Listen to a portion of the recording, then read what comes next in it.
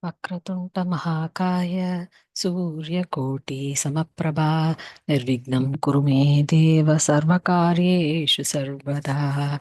Shri Gurubhyo Namaha, Shri Matre Namaha.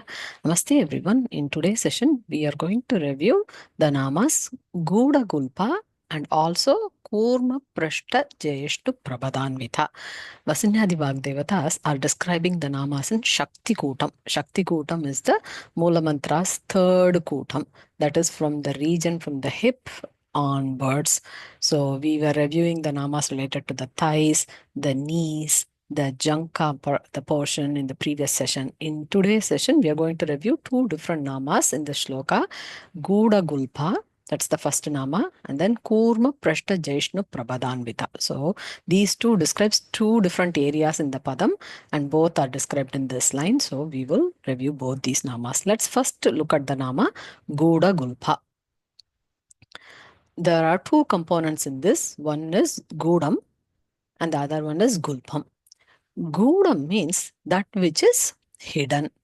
Gulpham refers to the ankle area, this portion that's behind the leg. The Gudam, when we see somebody, the Gudam part is not really readily visible. It's usually at the back of the leg, back of the feet. So it is the region that connects this janka part to the feet part. So it's behind this part. So where we have the janka, the calf muscles here, and the feet here, this portion, there is a bone here that is the one that connects these two parts, and that is the part that is called as Gulpham, or the ankles, if you will. It is a kind of a bone, but Ambal's Gulpham is not hard looking. Instead, as per Samudrika Lakshanam, it is very well rounded, this part of the feet. It is very well rounded and it is covered with muscles. So when Devi is seated in Padmasana, the ankle portion is usually covered. That's why it says Gudam. That's literal meaning.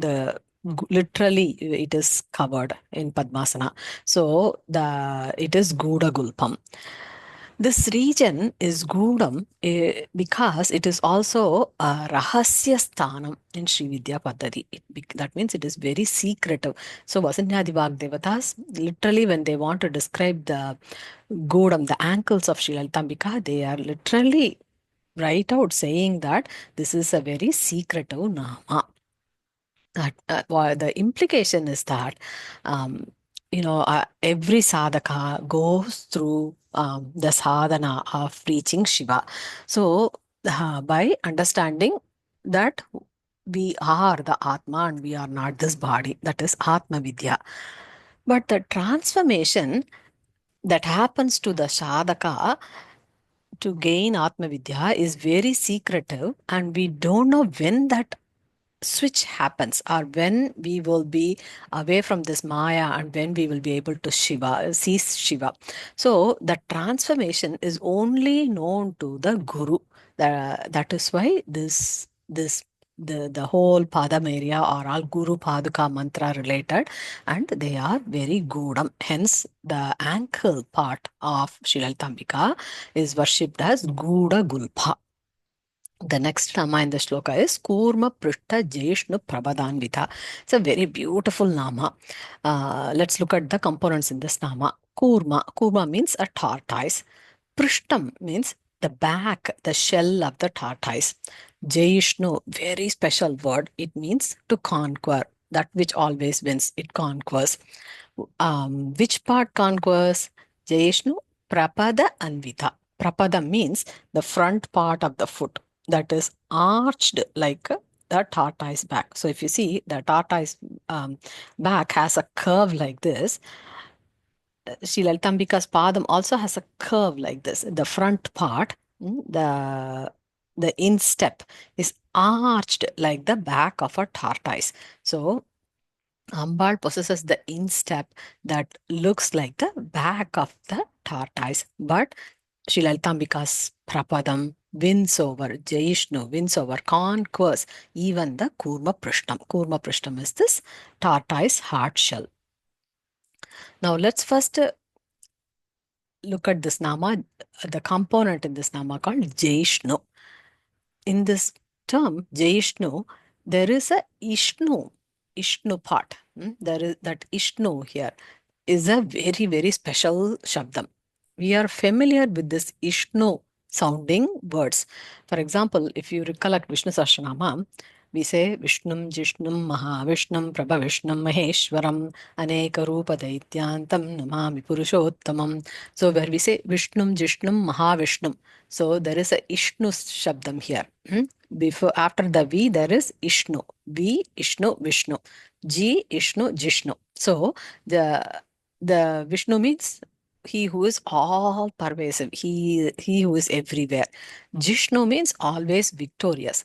Here, Vasinyadi Vak Devatas do not use the term Vishnu, they do not use the term Jishnu.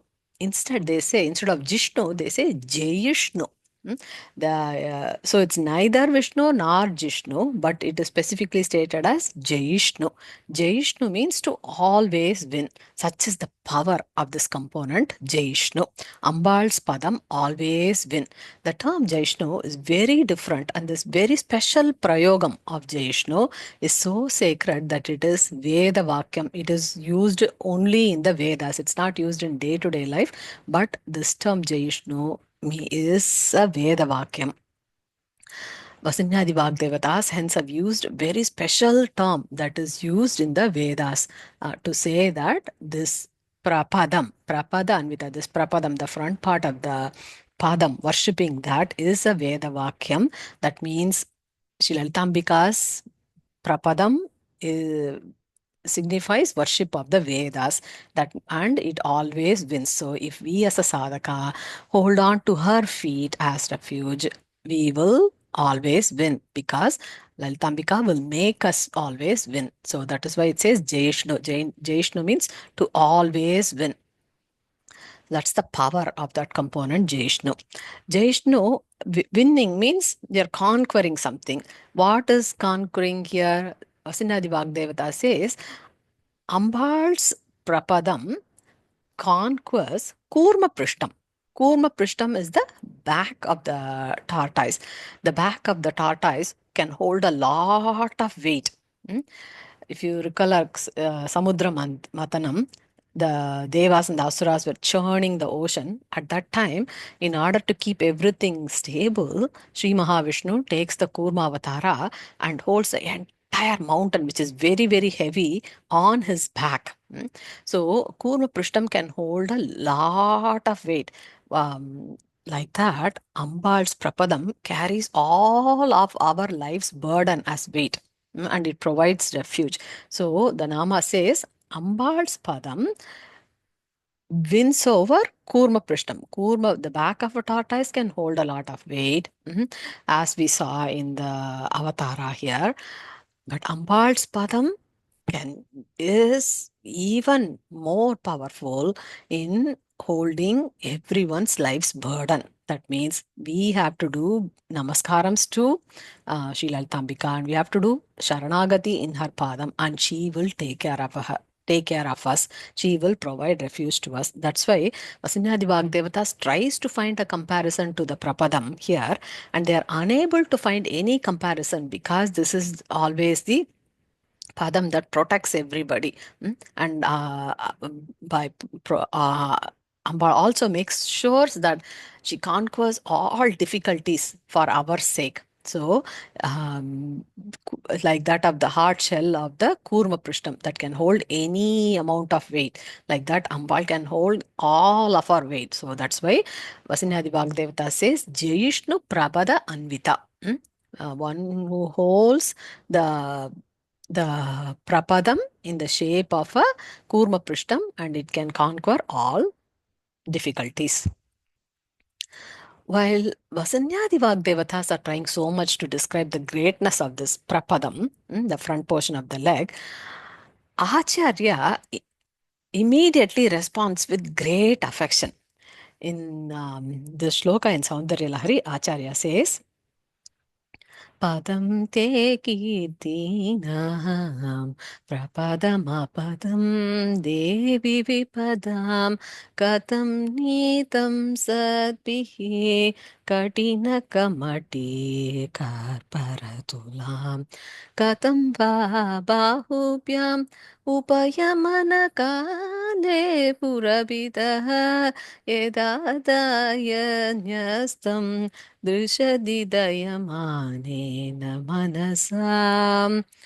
In that shloka, Acharya says, how did they even think about calling your Padam as the shell of a tortoise? See, think about it. If someone comes to us and says, our mother has a feet that looks like the tortoise shell, will we allow them to say that? Will we not instantly react back saying that, how can you say that about my mother? That's the same emotion Acharya conveys here in Saundarya Lahari and asks, Katham Neetam Sadbihi. How did the sadhus compare your divine feet to the back of the tortoise? Here he says, Katham Neetam Sadbihi. What did they say? All the sadhus? Katina Kamati. Katina Kamati. Katina means very hard. Kamati means tortoise. The hard shell of a tortoise? Amma, how come? How come? See, this is the bhavam here. The child is always very affectionate towards the mother. So if anybody comes and says anything to about the mother, immediately the child will respond back, right? Acharya is taking that bhavam towards the divine mother and says, Amma, katam nitim sadbihi. How did the sadhus do this? How did they call your feet as katina kamati, a hard tortoise? How is that possible, Amma? Here, Acharya himself becomes an affectionate, possessive child of the Divine Mother while asking this question, thereby telling us that we should also worship Sri Lalitambika with the same bhava. Like a child would be very, very affectionate towards the mother and make sure that, the mother is very affectionate and they cannot take anything that is even a little hard that is said about their mother, right? It's the same Baba Acharya saying, Kurma Prishta Jayishnu, Kurma Prishtam, back of the tortoise. How come? How are they able to tell that about my divine mother, my Lalitambika? So instead, Acharya says, Amma, your Padam.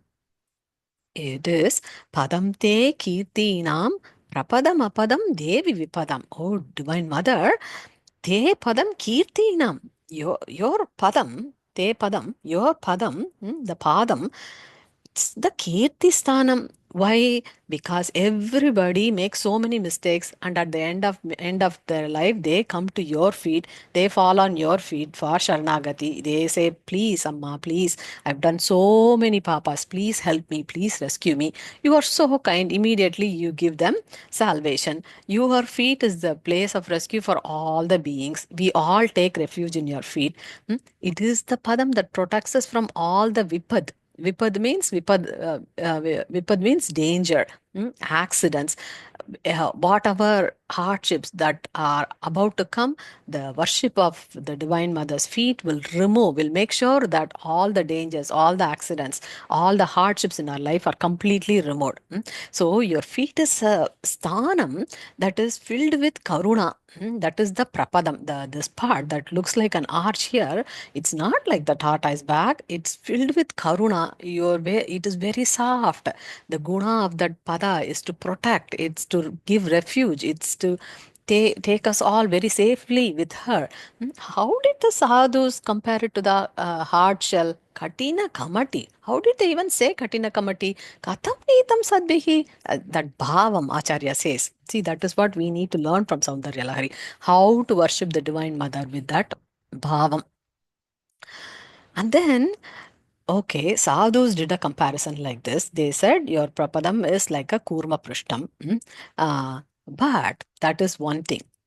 Now, Amma, something also happened. Look at Lord Shiva.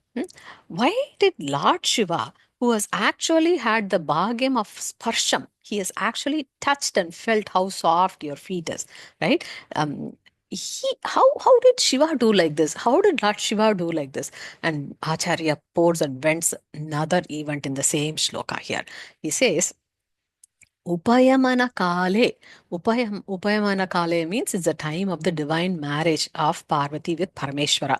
Upayamana Kale, at that kalam. Katam va, how come Bahubhyam with both of his hands, what did Lord Shiva do? Yadadaya Nyastam. He lifted your soft feet, and Nyastam, and he placed it on Drishtav. Drishtav here means the hard stone. He took during the Upayamana Kala. What did Parameshwara do? He took your two soft feet and he placed it on a hard stone. It is a custom in marriage to take the feet of the bride and to place it on top of a stone called Ammi. And this is a very special ceremony that happens during the wedding. It has great significance, and it is done to put the toe rings, or that's called metti, on the bride. So that is the scene that Acharya is recollecting from Parvati Parmeshwara's marriage and says, "Oh Divine Mother, you know Purabida." Purabida means one who has won over all the three Puras. The Lord who is great in winning all the three Puras. He has so much fame. But even though he has all the kirti of winning all the three Puras, the Tripuras, how did he take your soft feet and place it on such a hard stone, Amma? That's the second part of the shloka in Saundarya Lahari that Acharya says. Upayamana Kale, during the marriage of you with Parameshwara, Purabida, the one who won over all three Puras, Katamba Bahuvyam, how did he take his both hands?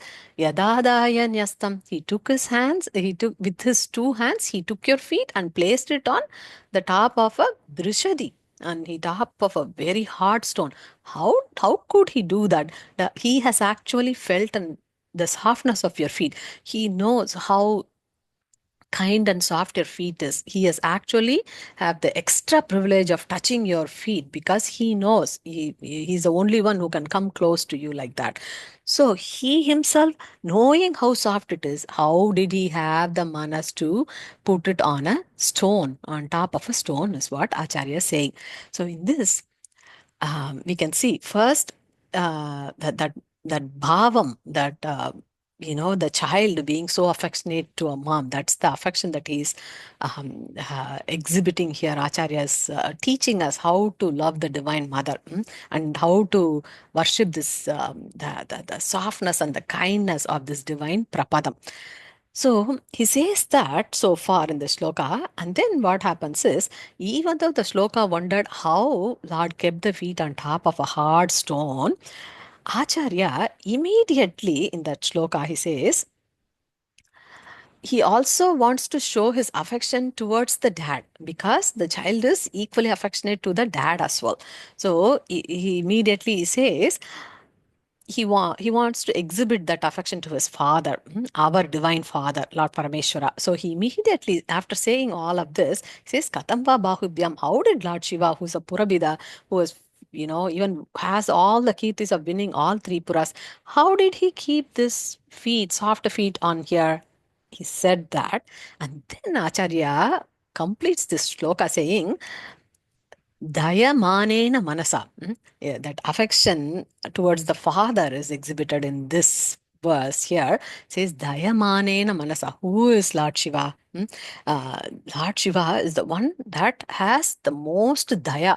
His manas is filled with daya. So the father is always a superhero to a child. So Acharya exhibiting that divine affection to Lord Parameshwara as the divine father for all of us. See, he says anyone ordinary person, they can always take the feet of their bride, and they can keep it on top of a stone.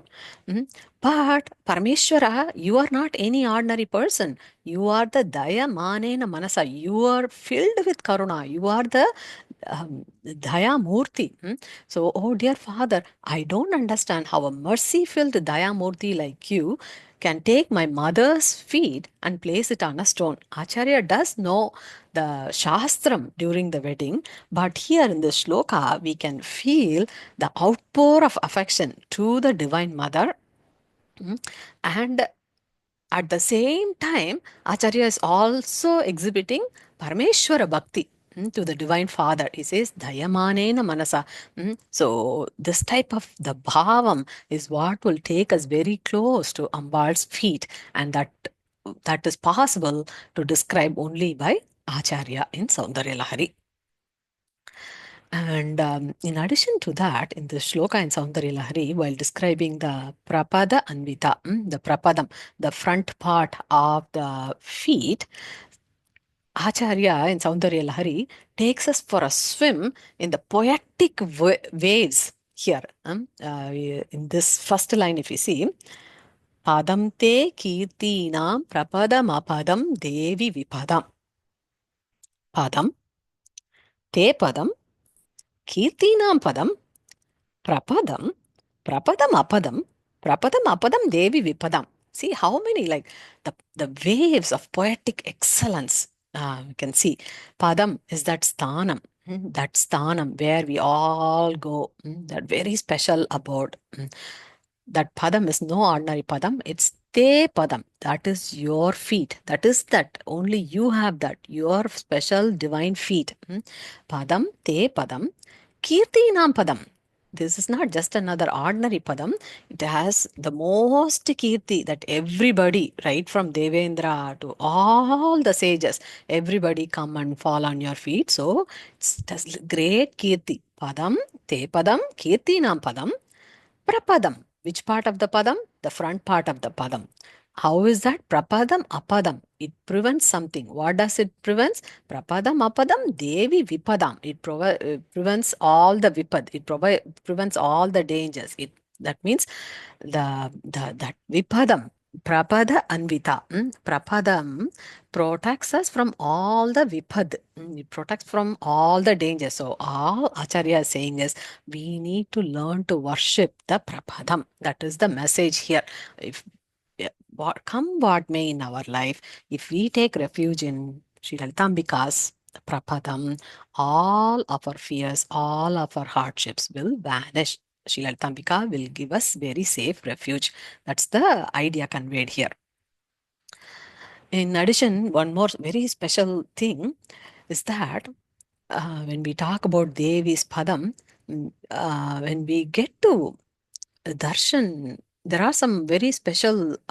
So here, Vasinyadi Vak Devatas said it is related to Kurma Prishtam. See, Kurma Prishtam, we can darshan in one more way. When we darshan Sri Chakram on top of a Kurma Prishtam, on top, there are certain places where we can see that there will be a tortoise, a kurma, and on top of that you can see the Mahameru on that. On the back of the tortoise. That's the Kurma Prishtam, right? The Vasinyadi Vak Devatas are saying Ambal's feet are like Kurma Prishtam. They are like the back of the tortoise. What does that mean? That means the entire Sri Chakra is on here. That means Sri Chakra is the embodiment of the entire universe. The entire universe manifested out of the Sri Chakram. If Ambal's Padam is Kurma Prishtam and Kurma is holding the entire universe, it signifies that all of the Srishti and the universe is held in her Padam. And anytime we see a Kurma and a Sri Chakram on top of it, we have to recollect this Nama, Kurma Prishta Jayishnu Prapadanvita. It is Sri Lalitambika's Padam that is holding the entire weight of the universe. That's the significance that is conveyed here. Just like Sri Mahavishnu held all the burden on his back in the Kurmavatara, Sri Lalitambika's divine feet hold all the weight of all of our burdens, and hence Sri Lalitambika keeps us very safe in her grace if we do Sharanagati in her Padam. That is this Nama. As next steps with Acharya's blessings, let's review the next Nama in Sri Lalita Sahasranama. Loka samasta sukhino bhavantu. Thank you so much, everyone.